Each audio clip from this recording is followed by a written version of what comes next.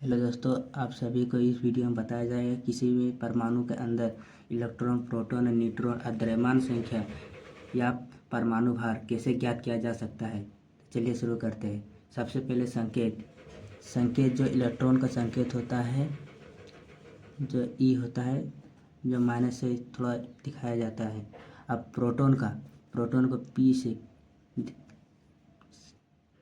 और न्यूट्रॉन को के स्मॉल एन से प्रेजेंट किया जाता है। और परमाणु संख्या इक्वल टू परमाणु क्रमांक बराबर होता है और इसका जो संकेत होता है वो जेड से प्रदर्शित किया जाता है। और इसमें जो द्रव्यमान संख्या और परमाणु भार है, इसको एटॉमिक वेट कहा जाता है द्रव्यमान संख्या को, इसीलिए इसको हम ए से प्रेजेंट करते हैं। तो चलिए आगे चलते हैं।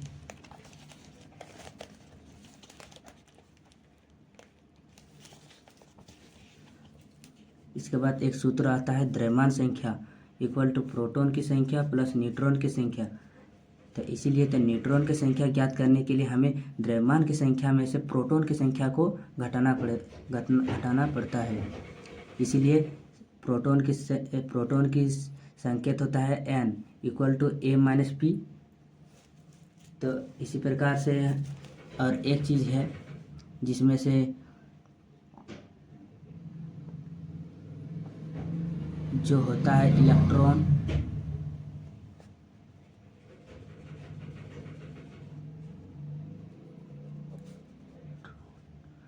इक्वल टू प्रोटॉन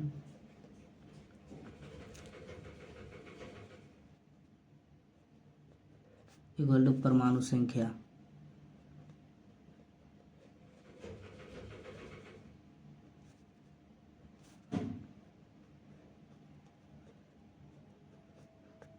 सभी बराबर होते हैं।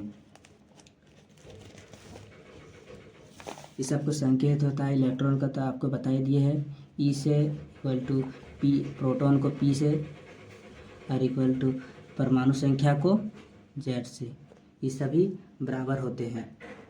तो चलिए एक एग्जांपल लेके सबको ज्ञात किया जाता है। एग्जांपल है Ca, मतलब कैल्शियम का, मतलब इसका परमाणु संख्या 20 होता है और इसका एटॉमिक वेट होता है, मतलब परमाणु भार 40। तो आप सभी को बताना है इसमें कि प्रोटॉन कितना है, न्यूट्रॉन कितना है और इलेक्ट्रॉन की संख्या ज्ञात करनी है, एटॉमिक वेट ज्ञात करनी है। तो चलिए तो देखते हैं। जो आप सभी को यहाँ पर बताया गया है कि इलेक्ट्रॉन, प्रोटॉन और परमाणु संख्या बराबर होते हैं। तो प्रोटॉन की संख्या जो होगा परमाणु संख्या के बराबर होगा, तो परमाणु संख्या यहाँ पर 20 है, तो इसीलिए यहाँ पर प्रोटॉन की संख्या 20 हो जाएगा। और ये n है, m जैसा मस्त दिख रहा है लेकिन n है। और जो न्यूट्रॉन की संख्या होता है, जिसमें से द्रव्यमान की संख्या में से न्यूट्रॉन की द्रव्यमान की संख्या में से प्रोटॉन की संख्या को घटाना पड़ता है। तो इसका 40 में से 20 घट जाएगा तो न्यूट्रॉन की संख्या ज्ञात हो जाएगा।